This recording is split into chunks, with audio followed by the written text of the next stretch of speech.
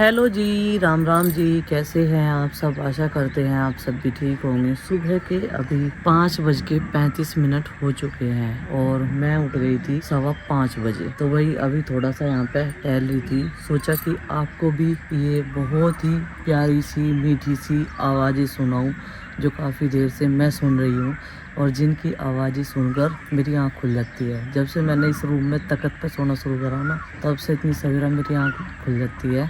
नीचे नहीं ये आवाज़ सुनाई देती, लेकिन ऊपर जो भी कुछ होता है ना, देखो अब कोयल बोलने लगी। पहले चिड़ियों के चहचहाने की आवाज़, अब कोयल की आवाज़ पीछे से इतनी ज़्यादा आ रही, क्योंकि हमारे घर की 3 तरफ तो वही पेड़ ही पेड़ है।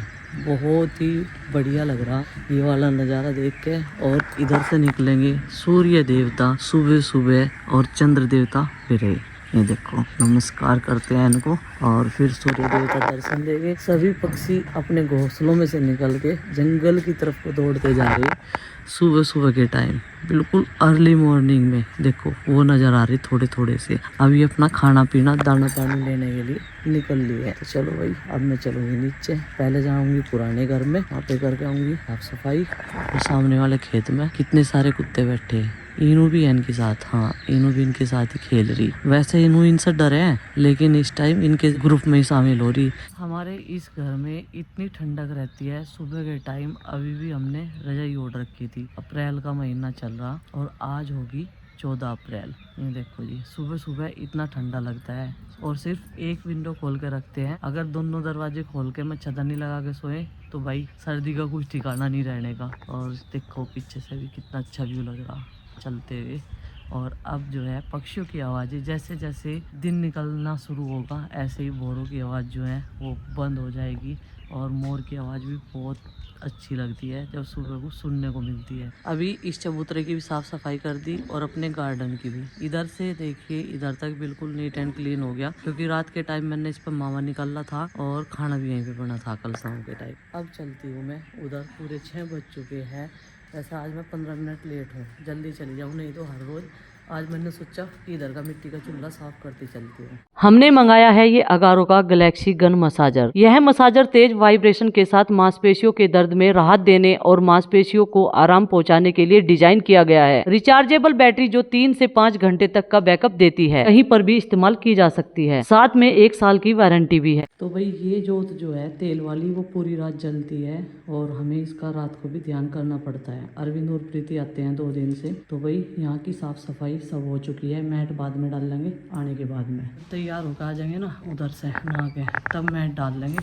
जब तक मैंने पर्दे लगा दिए आज, नहीं तो मक्खियाँ इतनी ज़्यादा हो जाए इकट्ठी, बहुत ज़्यादा मात्रा में। चलो भाई अब मैं उधर चलती हूँ। और गेट सब खोल दिए। ये देखो साफ सफाई होगी पूरे घर की। आज हमारी पूजा का चौथा दिन है, तो हम लोग तैयार हो चुके हैं। सबसे पहले मैं, और मेरे से पहले आरुष तैयार होके भाई चला भी गया उधर की साइड में और बता के आ गया कि पंडित जी आ चुके हैं। और यहाँ पे हमने प्रसाद के लिए पेड़े तैयार कर लिए, फूल ले लिए अपने घर के, दूबड़ा, दही और इसमें है दूध गाय का। जो दैनिक पूजा की रोज की जरूरत की सामान है, तो ये वाला सामान है। तो रोज की पूजा का सामान ये होता है मेन। तो बाकी के सामान वहीं से दूंगी मैं, क्योंकि बर्तन वगैरह सब कुछ वहीं पर रख रखे हैं। अब मैं चलती हूँ ये प्रांत लेके। बेटा चाय भिजवा दिए, ठीक है? हाँ गुड्डू ने चाय बना दी। केतली में, केतली को पहले धो लिए, कितने दिन हो गए ना उसे यूज करे हुए। तो भाई अभी हम लोग चौथे दिन की पूजा समाप्त करने के बाद में आ गए हैं अपने इस घर में। हमारा जो फर्स्ट सेशन है पूजा पाठ का वो हो गया समाप्त। अब अपने मंत्रोच्चारण में पंडित जी लग रहे हैं वहाँ पे, और उन्हें एकांत वाली जगह चाहिए थी भाई, वो हमने उन्हें प्रोवाइड करवा रखी है अच्छे तरीके से। यहाँ पे जितना खानदान है, वंश जिसे बोलते हैं, सब पूजा पाठ में सम्मिलित है। 7:30 बजे से लेके 9:30 बजे तक जो है पूजा पाठ चलता है, और उसके बाद 10 बजे से लेके 1 बजे तक यहाँ पर गायत्री मंत्र उच्चारण चलता है। हम वहाँ से आ गए हैं पूजा स्थल से और हम बाकी की व्यवस्था में लगेंगे। और हमारे आज कौन सा दिन था? चौथा दिन था भाई पूजा का। देखो मैं भक्ति में इतना लीन हूँ, मुझे दिन भी याद नहीं रहे। पूरे भाव से लगा हूँ मैं। जितने भी भाव हो सकते हैं ना, अंदर से उमड़ सकते हैं, निकल सकते हैं, उतने भाव से मैं पूजा पाठ में लग रहा हूँ। मेरे जीवन काल की पहली ये इतनी लंबी पूजा पाठ है। मतलब जितनी भी हमारी पीढ़ी है ना साथ में रह रही है, हम पिताजी यार हो गए और हम हो गए, आगे अमित हर हो गए, 3 पीढ़ी तो एक साथ ही हैं हम फिर भी। हाँ या नहीं, अमित के बच्चे हो जाते तो चौथी पीढ़ी जुड़ जाती हमारी साथ में, हम भी बाबा दादी बन जाते, बन जाएंगे। है ना। तो खैर बनेंगे तो यही भगवान के आशीर्वाद से, आप सबके प्यार से। ये पहली पूजा है, सबका ये कहना है। पितृ देवता के उपलक्ष्य में हाँ। उनके नूतन गृह प्रवेश के लिए, उनके नवनिर्माण के लिए, जीर्णोद्धार के लिए, ये उनकी याद की भी पहली पूजा है और हमारी भी, और हमसे जो नीचे वाली पीढ़ी है उनकी भी। और इसमें सब इकट्ठे होकर के बिल्कुल सहमति से, हर एक आदमी को सहमत करके पूजा पाठ के लिए सम्मिलित करके उसको लेकर के चल रहे हैं भाई। और आज चौथा दिन सफलतापूर्वक हो गया है, पूरा नहीं हुआ है, मतलब बच रहा अभी तो।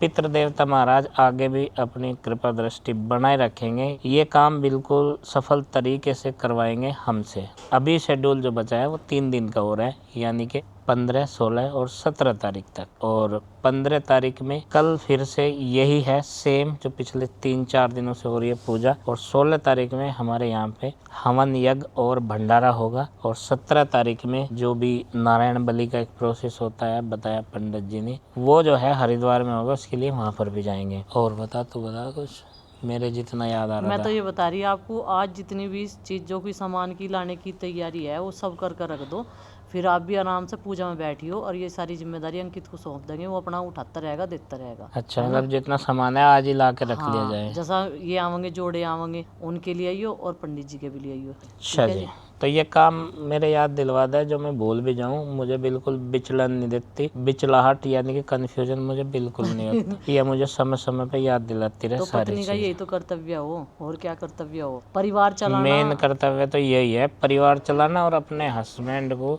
बिल्कुल सही तरीके से चलाना, वो इधर उधर टक्कर ना मार दे, मतलब एक वाहन के टाइप चलाना, बहुत सुरक्षित तरीके से, उस पर स्क्रैच ना आ जाए कहीं, उसको चल तो रही सही तरीके से, बताओ कहीं सी अड़कन मड़कन दूंगे कहीं। इधर उधर मोड़ वोड़ पे धीमी गति से, और एक लिमिट जो स्पीड की होती है, स्पीड लिमिट में चलाना, ये कर्तव्य पत्नी का होता है सबसे मेन। तो बाकी चीज़ें तो कॉमन सी सबकी लाइफ में चलती रहती हैं। हाँ। लेकिन जिस मेन उद्देश्य से भगवान ने ये जोड़े बनाए हैं, उसमें जो प्रोफाइल रहता है वो पत्नी का ये रहता है कि पति को सही ट्रैक पे चलाना एकदम परफेक्ट तरीके से, ताकि उसके इंजन की उम्र भी बहुत लंबी हो। खान पान का ध्यान रखना, पहनावे का ध्यान रखना, रहन सहन का, हर चीज़ का ध्यान करना पड़ा है। कुर्ते में बढ़िया नहीं लग रहेगा, नू बताओ सब कमेंट करके। हाँ, कुर्ते पहनते नहीं पर बिल्कुल भी तो कह नहीं सकती। तो ये जो हर बात के बाद में बिल्कुल भी लगा हुआ है ना, इसे हटा दे। बिल्कुल भी का मतलब है ना पहनना। हाँ, बिल्कुल एकदम कंटा क्रॉसिंग करते ही नहीं है। करवा चौथ की बात ये कि याद आ गई मेरे नु, क्या अपने आप तो साड़ी पहनेंगी महंगी महंगी, हम कैबरीमैन के व्रत खुलवाएंगे, और क्या नाम, ये हमारे लिए कुर्ता पजामा नहीं गिफ्ट कर सकती। ये एक हकीकत है भाई, ये फैक्ट है। देखो, जब भी कोई फंक्शन में घर की औरतें, लेडी अपने आउटफिट कपड़े लाती हैं, जैसे साड़ी को लेकर के, आदमी तो जो है कोशिश करता है कि अपनी वाइफ को यार 5,000 10,000 की साड़ी दिलवा दे, और वो बढ़िया सी लगे, और वो खुश भी रहे, और वो रिचार्ज सी होती रहे। और खुद वही पहनने का, यार टी शर्ट देख ले 500 रुपये की, 600 रुपये की, 1200 रुपये की, जीन्स देख ले 1500-1600 में काम हो जाएगा, जूते पुराने चल जाएंगे, जुराब हम पहनते ही नहीं गर्मी में, हो जाएगा काम, हो जाएगा। कुल और हम कितना भी कर ले टॉप 10 में, टॉप 5 में तो हम फिर भी नहीं आने वाले हैं। तो भाई थोड़ा ठीक ठाक सा लग जाए, बस ये बात रहे। टॉप 10 5 तो आने की क्या जरूरत है? इतना त्याग करते हैं हस्बैंड जो कैटेगरी है, वो देखो कितना त्याग कर दिया। अपने लिए तो कुछ होता ही नहीं है, अपने लिए तो बस आदेशों का पालन करना ये रह जाता है, बाकी इसके अलावा कुछ नहीं जिंदगी में। जबकि थोड़ा बहुत ये देखो, हम फिर दोबारा से कभी जवान तो होंगे नहीं, ये भ्रम तो दिमाग से निकाल देना चाहिए 30-40 वालों को। 30 तो फिर भी ठीक है, और जो 40 पार हैं भाई, उन्हें ये भ्रम निकाल देना चाहिए। तो थोड़ा बहुत इस तरह का एंजॉय भी करना चाहिए कि भाई थोड़ा सा कपड़ों लत्तों का शौक़ कर लें, थोड़ा अपने शरीर पे ध्यान दे लें, लेकिन वो बिल्कुल हो नहीं पाता। बहुत सारे प्रेशर इधर उधर से क्रिएट ऐसे होते रहते हैं, उन चीज़ों के बारे में सोचने का समय ही नहीं मिलता, मतलब वो चीज़ें दिमाग में कभी आती ही नहीं है, बस यही चलता रहता भाई, उसके लिए कपड़े, उसके लिए खाना, इसके लिए किताबें, उसके लिए फ़ीस, घर का मेंटेनेंस, घर में राशन की आपूर्ति, कोई भूखा न रह जाए, सबको मनपसंद चीज़ें खाने की मिले, मान सम्मान सबका रहे, बहनें नाराज़ ना हो, भाई कोई रुष्ट ना हो जाए, और सब मेरे से खुश रहे। माता पिता का जो है वो स्थान ऐसी जगह होना चाहिए, उनका आशीर्वाद बना रहना चाहिए। ये सब चलता रहता है एक शादीशुदा आदमी की ज़िंदगी में ज़्यादातर। तो मैं तो भाई अपनी आप बीती बता रहा हूँ, अपनी जीवनी बता रहा हूँ मैं। उसके अलावा हट के भी बहुत सारे लोग अलग अलग तरीके से जीते हैं ज़िंदगी, लेकिन काफ़ी लोग इनमें से मेरे साथ रिलेट कर सकते हैं ये चीज़ें कि हाँ हमारे साथ भी ऐसा ही हो रहा है। और हमें जो ये ज़िंदगी बची है इसको कैसे एंजॉय करना चाहिए, वह अपने लिए भी वक्त निकाल के थोड़ा सा। हमारे यहाँ एक कहावत है भाई, सबको खुश करने में मान लिया आदमी लगा हुआ है तो उसे ये ताना दिया जाता है, ओ भाई रहने दे, कहीं नहीं तेरी कवड़ लेके चढ़ने का, मतलब कि तेरे नाम की कवड़ लेके नहीं आने का। ये कहावत है। अपना काम कर ले, अपने खुद की ज़िंदगी अपने तरीके से जी ले। और भाई पूजा पाठ से हट के हम कहाँ चले गए, देखो ये बातें मेरे दिल में रहती है और ये कभी कभी निकलती है जब थोड़ा सा टाइम ऐसा हो। हालांकि यहाँ पे भी टॉपिक मुद्दा वही था कि आगे आने वाले 3 दिनों की जो तैयारी है बहुत अच्छे तरीके से करना और उसमें बिजी हो जाओ। एक दिन पहले से ही पूरी तैयारी पूरी प्रिपरेशन करके रखना, ताकि पूजा पाठ हवन और भंडारे वाले दिन जो है कोई भी दिक्कत ना आए, कोई चूक ना हो। इन सब चीज़ों को ध्यान में रखते हुए और इसकी आज्ञा का पालन करते हुए ये चीज़ें मैं करने के लिए बिल्कुल तैयार हूँ, तत्पर हूँ। भारत माता की जय, वंदे मातरम, जय भारत, जय हिंद। तो भाई अभी मैं तोड़ूंगी यहाँ से पके हुए टमाटर, और जो सिंगरे तैयार हो चुके हैं वो भी तोड़ लूँगी, और जो थोड़े से पके हुए हैं वो भी तोड़ लूँगी। इसमें से देखो ये तो ख़राब हो रहा, इसे तो यहीं छोड़ दूँ। और ऐसे ऐसे सारे टमाटर आज मैं हार्वेस्ट कर लूँगी ताकि बंदर नुकसान ना करे। ये किन्ना तोड़ा, ये भी ख़राब हो रहा। देखो इसमें ना बहुत सुंडी हो रही है इनमें, ये सिंगरे जो हैं। तो ख़राब टमाटर ये सारे निकाल देते हैं एक साइड में, और पके पके इसमें से छाँट छाँट कर तोड़ लेते हैं। ये देखो भाई लगे हुए हैं बहुत सारे टमाटर मात्रा में। आम जैसा लग रहा ना देखने में, देख लो जैसे आम हुए हैं।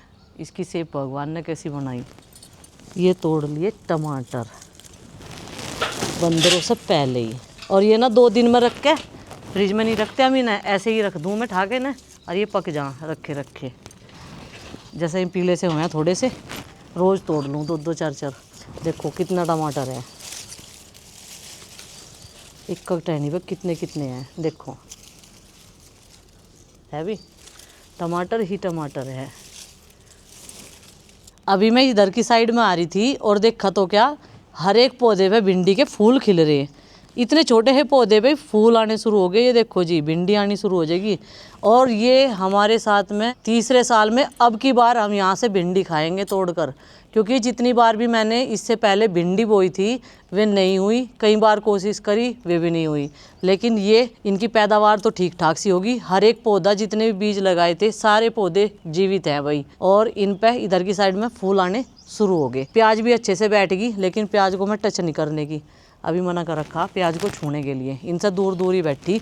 इधर ये देखो जो मूली लगाई थी ना, ये वाली ये होगी, मतलब उग गई है, तैयार तो हुई नहीं। तैयार तो जब देखूंगी मैं, जब इनमें तो सफ़ेद सफ़ेद मूली निकलेगी। पालक भी उग गया और हरा धनिया भी, जो गर्मियों वाला है। अभी सर्दियों वाला भी है हमारे पास में, लेकिन इसके बहुत सारे पौधे बड़े बड़े हो गए इस वाले धनिए के। ये देखो इन पर फूल आ रहे धनिए पे, और इन पर तितली आजकल खूब आनंद ले रही। गेंदों के साथ में धनिए का और जो मूली का है जिस पर सिंगरे लगेंगे उस वाले के फूलों का खूब आनंद ले रही, जितने प्रकार के हमारे गार्डन में फूल है। और भाई नींबू भी आ गए। ये देखो 2 दिखाई दिए फिलहाल तो, बाकी सब जो हैं जितने भी फूल खिले थे सब झड़ गए। ये 2 नींबू बने, एक हो रहा है इसके पीछे ही।